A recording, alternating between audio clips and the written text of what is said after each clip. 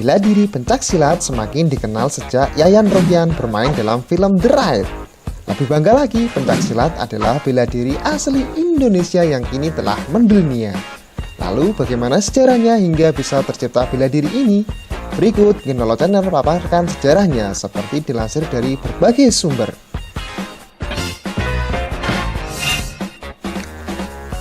Tapi sebelum melanjutkan menonton, bagi kamu yang menyukai video seperti ini, silakan klik like dan subscribe. Yuk lanjut.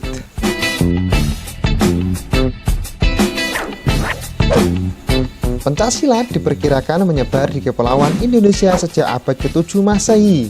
Namun demikian, asal-usulnya masih belum diketahui secara pasti. Ada yang menyebutkan bahwa kerajaan Majapahit dan Sriwijaya dulu telah dikenal memiliki pendekar-pendekar besar dan menguasai olah kanuragan ilmu bela diri.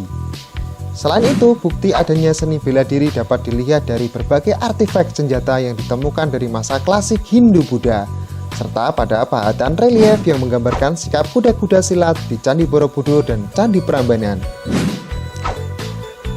Sementara itu, Syekh Samsudin berpendapat bahwa terdapat pengaruh ilmu bela diri dari Tiongkok dan India dalam pencaksilat. Hal ini karena sejak awal kebudayaan Melayu telah mendapat pengaruh dari kebudayaan yang dibawa oleh pedagang maupun perantau dari India, Tiongkok, dan mancanegara lainnya. Awalnya, gerakan pencaksilat sengaja diciptakan dalam rangka untuk melindungi dan mempertahankan diri dari tantangan alam. Namun akhirnya gerakan pencaksilat justru lebih sering dimanfaatkan untuk mempertahankan diri dari serangan musuh. Dikarenakan tradisi silat diturunkan secara lisan dan menyebar dari mulut ke mulut, diajarkan dari guru ke murid, maka catatan tertulis mengenai asal-usul silat sulit ditemukan.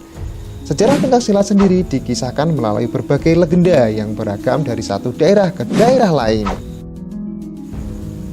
Istilah silat sendiri sudah dikenal oleh masyarakat Asia Tenggara, mulai dari Indonesia, Malaysia, Brunei, Singapura, Thailand, dan Filipina.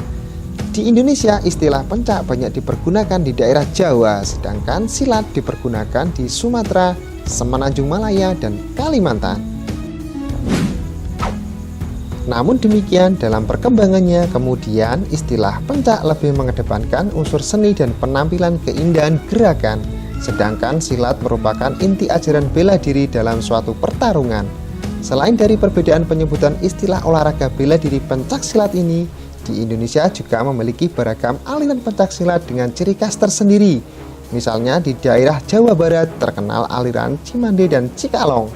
Di Jawa Tengah ada aliran pencaksilat Merpati Putih.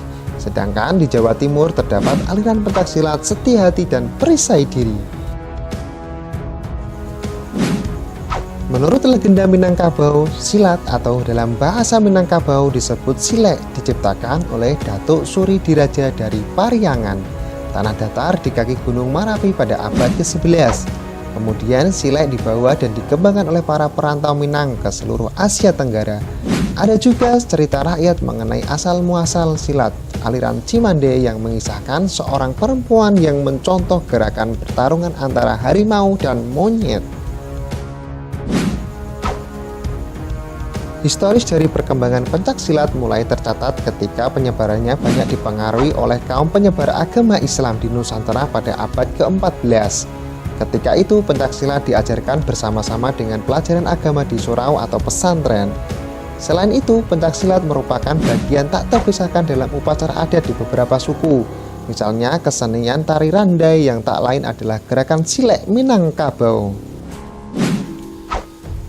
Demikian info asal-usul pencaksilat bela diri dari Nusantara yang mendunia. Jangan lupa next video berikutnya. Bye-bye.